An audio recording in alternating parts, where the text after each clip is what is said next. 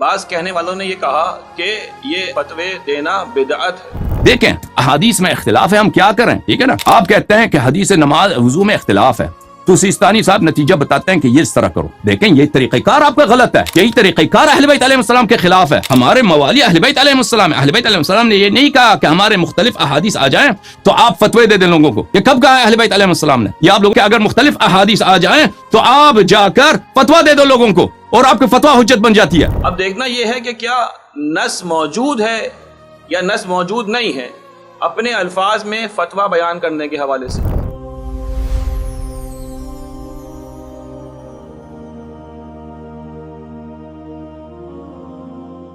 اعوذ باللہ من الشیطان الرجیم، بسم اللہ الرحمن الرحیم، وبہ نستعین وہو خیر ناصر و معین، وصلی اللہ علی محمد وآلہ الطاہرین۔ سوال یہ پیدا ہوتا ہے کہ کیا شریعت میں ائمہ کے اقوال سے اور ائمہ کے الفاظ سے ہٹ کے اپنے الفاظ میں فتویٰ بیان کرنا بدعت ہے یا بدعت نہیں؟ بعض کہنے والوں نے یہ کہا کہ یہ اپنے الفاظ میں فتوے دینا بدعت ہے۔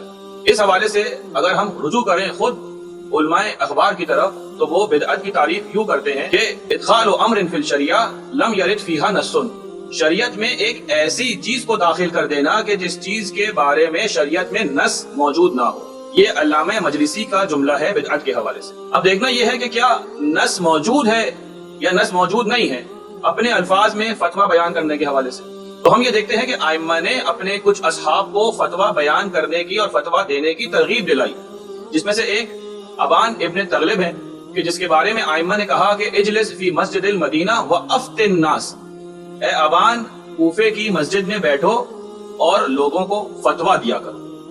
تو یہ ابان کے لیے امام کا حکم ہے کہ تم فتویٰ دیا کرو۔ ایسے ہی ہم دیکھتے ہیں کہ ایک صحابی ہیں امام کے، محمد ابن مسلم کے نام سے، اور مشہور صحابی ہیں اور فقیہ اصحاب میں سے ہیں امام کے۔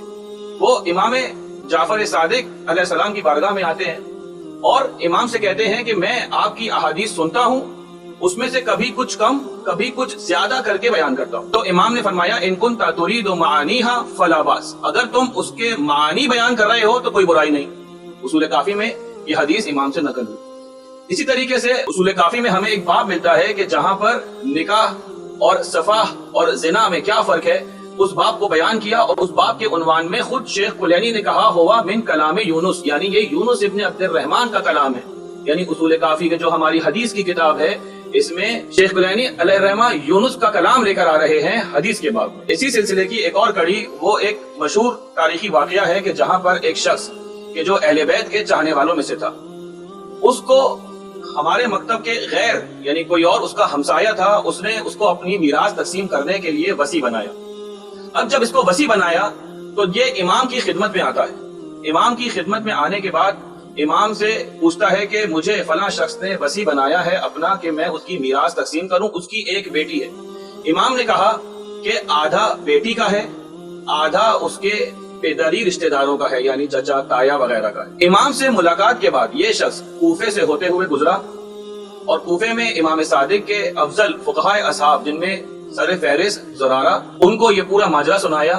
تو وہاں زرارہ نے کہا کہ امام نے تقیہ کیا ہے انما المال لہا، یعنی پورے کا پورا مال اس بیٹی کا ہے۔ اب یہاں پہ زرارہ نے امام کی حدیث نہیں سنائی، زرارہ نے امام کی رائے اور امام کی جو فتویٰ تھا جس کو وہ زرارہ سمجھ چکے تھے اس کو اپنے الفاظ میں فتوے کی صورت میں بیان کیا، انما المال لہا، پورے کا پورا مال اس عورت کا ہے۔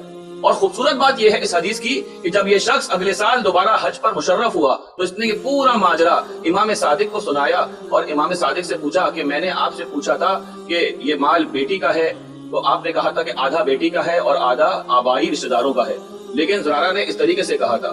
تو وہاں پر امام نے کہا کہ زرارہ ٹھیک کہہ رہے تھے، میں نے تقیہ کیا تھا۔ گویا ان تمام شواہد سے یہ بات سمجھ میں آتی ہے کہ امام کے کلام سے ہٹ کے اگر کوئی شخص امام کے کلام کو سمجھ کے اپنی زبان میں فتویٰ بیان کر رہا ہے تو یہ بدعت نہیں ہے بلکہ ائمہ کے جلیل القدر اصحاب کی سنت رہی ہے۔